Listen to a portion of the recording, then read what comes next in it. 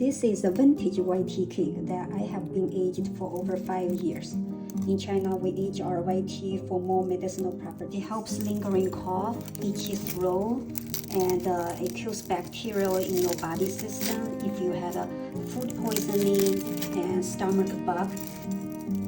We put this in a glass teapot and let it cook for about 5 to 10 minutes. I'm adding a green pear to cook with the white tea because pear soothes the lung and ease coughing as well. Let the pear and tea cook together and stirring occasionally so the pear doesn't stick on the bottom. Pear adds sweet taste into the tea, so you don't need any sugar or honey. Drink it either cold or hot. It will ease your throat and comfort your stomach.